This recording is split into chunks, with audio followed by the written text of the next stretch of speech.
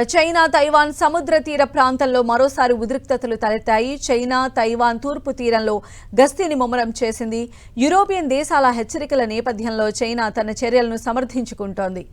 Taiwan తూర్పున ఉన్న సముద్ర జలాల్లో చైనా ఈ మధ్య గస్తీని ముమ్మరం చేసింది.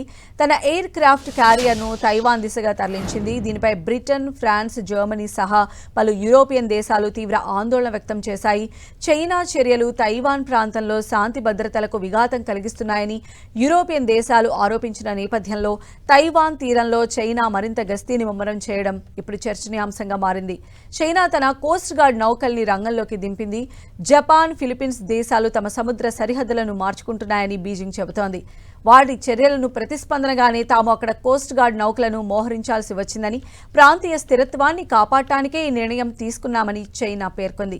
చైనా చర్యలు ప్రాంతీయంగా ప్రమాదకరమని, అంతర్జాతీయ ఎగుమతులకు అడ్డంకిగా మారుతోందని తైవాన్ స్పష్టం చేస్తోంది. గత నెలలో కూడా చైనా కోస్ట్ గార్డ్ నౌకలు తైవాన్ షిప్స్ ను అడ్డుకున్నాయి. ఆ నౌకల వివరాలు, దేశానికి సంబంధించిన సమాచారం చెప్పాలని ఒత్తిడి పెంచాయి. తైవాన్ తూర్పు సముద్ర ప్రాంతం వాణిజ్యం, రవాణా పరంగా ఆ దేశానికి చాలా కీలకం. ఇక్కడ నుంచే ఆయిల్, గ్యాస్, ఇతర వాణిజ్య సరుకుల్ని మిడిల్ ఈస్ట్, ఇతర యూరోపియన్ దేశాల నుంచి ఎగుమతి, దిగుమతులు సాగుతూ ఉంటాయి. చైనా, జపాన్, సౌత్ కొరియా కూడా ఈ సముద్ర ప్రాంతం చాలా కీలకం.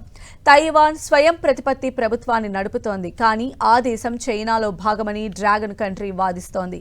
తైవాన్లో చైనా చేపట్టిన చర్యలను జపాన్ ప్రధాని సనీ తకచి తన గత ఏడాదిలోనే తప్పుపట్టింది. యుఎస్ కూడా తైవాన్కు మద్దతు ప్రకటించింది. అయితే చైనా మాత్రం తగ్గేదే లేదంటోంది.